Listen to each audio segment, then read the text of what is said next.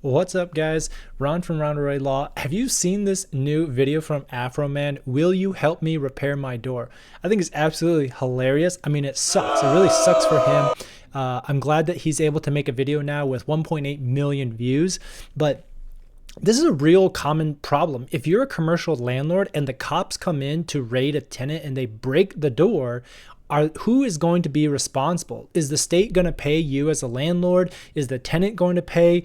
Or is insurance going to cover it? So watch this video as we dig into some of the real commercial real estate applications of, will you help me repair my door? So I do want to kind of watch some of this video. For people that don't know what I'm talking about, you've got this intro and the cops just come in. They're, armed to the teeth. They're in his garage here. It's got a catchy beat. He's looking behind there. They're massing outside. Help me repair my gate. That's how the first point of damage. Will you help me repair my door? Look at that door. Did you find what you was looking for? Here's this guy looking for the lemon pound cake.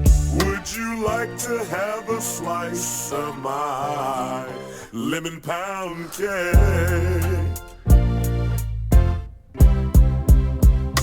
The warrant said narcotics and kidnapping.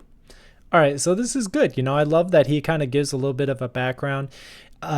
Trafficking in drugs, okay, sure, he's going to let that slide. I think there's a minimum quantity requirement depending on their local criminal penal code, but for kidnapping, that's got to be a person, right? It's not going to be a possession.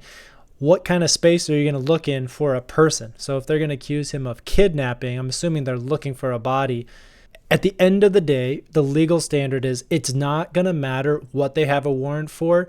You're not going to be able to recover any money, no matter how ridiculous the police are. And the worst part is there's even Supreme Court cases.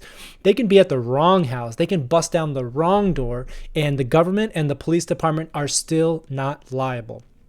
It is, one of the parts of being able to have a police force and to effectively serve those citizens is they can't be worried, or at least this is the state's logic, the city's logic. They can't be worried about how much damage they're going to cause if the police department is going to be liable, because what's going to happen is a chilling effect. They're never going to want to serve warrants. They're never going to want to go out and police crime or pick up people or arrest them, because every job is going to incur $1 million in damage. And maybe you say that's right. I'm not sure what everybody's thoughts on the police are, but maybe they do need a reduced budget, and maybe they should be a little bit more careful before they go in busting people's doors on a nonviolent felony or nonviolent prosecution. So let's take a look more at this video, what they're searching. Is there 1,000 pounds of weed in my suit pockets? You crooked cops need to stop it. And again, it's perfect. They're going through here his CDs. He's going, look at all these CD collections. But that doesn't matter in terms of reimbursement in the eyes of the law. And the answer for commercial real estate property owners is to obtain insurance. There's a special kind of insurance that you can get as a loss of state actors, because you can't sue them even if they're acting completely negligent. If they're performing their duties, they have something called sovereign immunity. So you're not going to get any money back from the police. I think that, yes, you could try to collect from a tenant, but if the police serve a warrant at the wrong address, if you have an apartment building and they bust down the door and they're at the wrong apartment, I don't think it's fair to try to collect against the tenant who it was no fault of his own that the police served the warrant on the wrong door.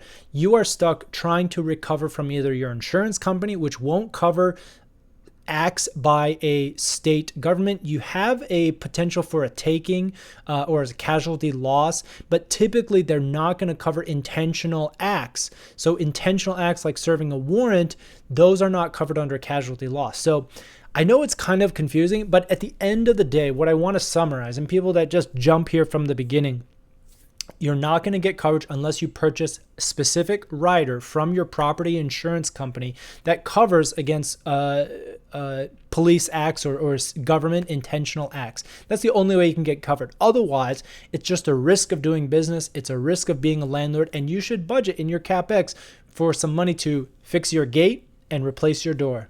If you're more interested in more real life applications of being a commercial real estate investor or landlord, smash that like button, subscribe, and we'll see you next time.